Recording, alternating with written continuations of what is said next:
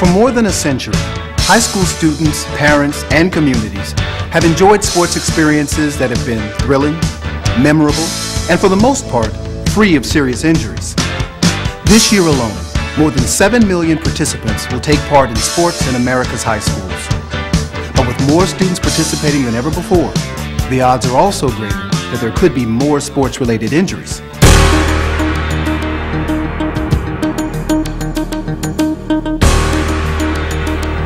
Risk management is about reducing those odds.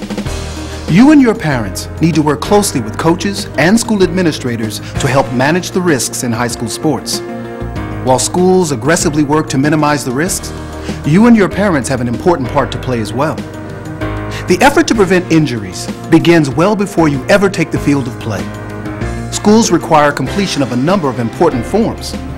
First, you cannot participate in any sporting activity without the written permission of your parent or guardian. Next, your health is paramount, and certification that you have had a health exam and are covered by health insurance is a requirement. Schools also provide handbooks with regulations on school policies relating to sports. These should be carefully reviewed and fully understood by you and your parents. Transportation is a key area.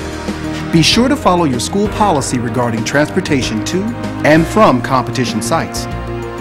There are also very specific warnings about the potential for injury in specific sports, such as those involving aerial activities like diving and gymnastics, or extensive contact like football and ice hockey. Everyone needs to fully understand what risks are involved. Finally, a signed permission form is required to enable schools to provide emergency care at both home and opponent sites should an incident occur. If you are not sure if you have submitted all your forms or discussed the risks of your sport with your coach, you need to follow up immediately.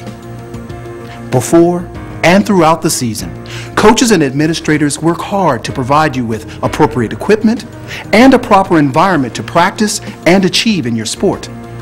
But it's up to you to take care of the equipment as well. Taking responsibility to observe the playing environment, facilities, and equipment for dangerous conditions or deterioration is everyone's duty. If you observe something, report it to your coach. This is even more important for the personal equipment you use. You and your parents need to be careful that the protective equipment used in a sport both fits properly and is being used in the right way without alteration. For example, football helmets used in high school sports must meet very rigorous standards.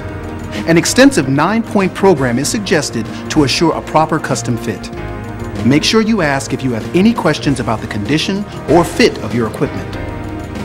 You also need to understand and maintain your own levels of personal nutrition and hydration. There's a saying in sports, listen to your body. While a coach can do some things to protect his or her students, only you know if you aren't feeling well physically. You should be willing to tell your coach if you're not feeling well in a practice or a game.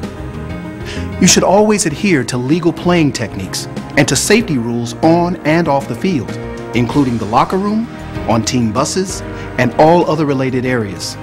You should also remember that no abusive initiations or hazing are allowed, encouraged, or tolerated in high school sports. In most states, it's actually illegal. Parental support in this area is key. Use of performance-enhancing substances like steroids is illegal, but the availability of steroids and the desire to win can sometimes lead to short-term gains that can become lifelong losses. Non-medically prescribed drugs are illegal and they are dangerous, period. That's also true for anyone distributing any controlled substances of performance-enhancing drugs. There are many great value lessons to be learned in participation in sports, and sportsmanship is one.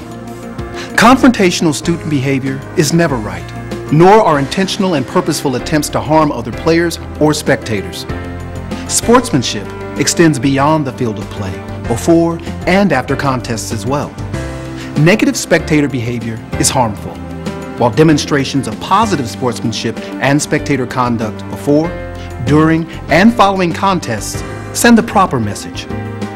Confrontation of school personnel concerning students, playing time, or coaching techniques is inappropriate and non-productive. physically or publicly challenging coaches or administrators is unacceptable. Ask about guidelines for communication with school personnel. These guidelines should be observed by you and your parents.